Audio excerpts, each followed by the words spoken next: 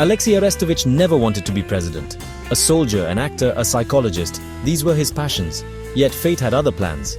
In the tumultuous wake of global upheaval, Arestovich found himself thrust into the leadership of not one, but 4 nations, united by circumstance and desperation. A man of contradictions, Arestovich was a warrior scholar. He studied the art of war, but dreamt of peace. He was a master of psychology, yet grappled with his own inner turmoil.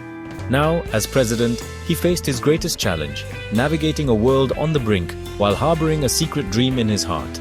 Arestovich yearned for a world free from conflict, fueled by a power source as harmonious and life-giving as nature itself. His fascination with the work of Victor Schauberger, the Austrian scientist who saw energy in the flow of rivers, had ignited a spark of hope in his soul. Could this be the answer to humanity's energy crisis and the key to a brighter future?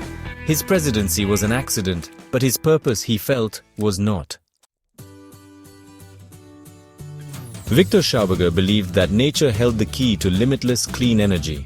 He saw it in the spiraling motion of water, the dance of wind through trees, the very pulse of life itself.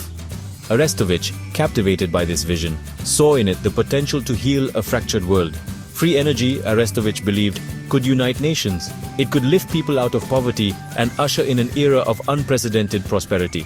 It could end the dependence on fossil fuels that choked the planet and fueled wars. He pored over Schauberger's writings, his mind buzzing with possibilities.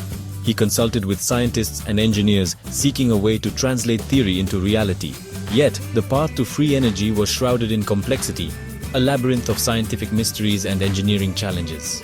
Arestovich knew the road ahead would be long and arduous, but the dream of a world powered by the very forces of nature sustained him even in the darkest of times.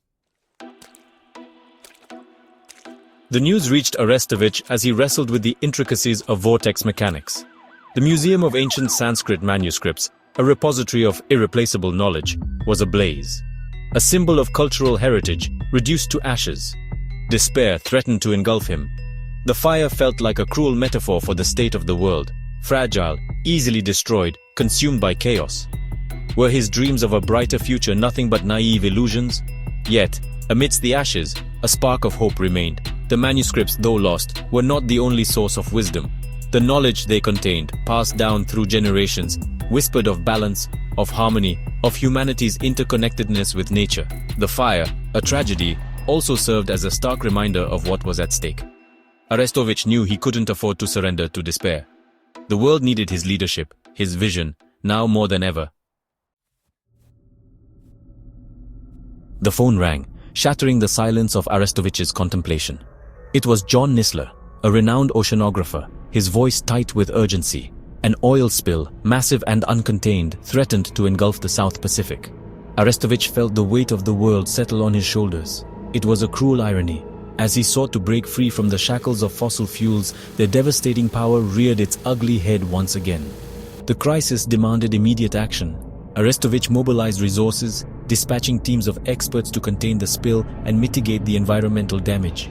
Yet, he knew this was merely a bandage on a gaping wound. The incident served as a stark reminder of the fragility of the planet and the urgent need for a sustainable solution. The dream of free energy, once a distant beacon, now felt like a matter of survival.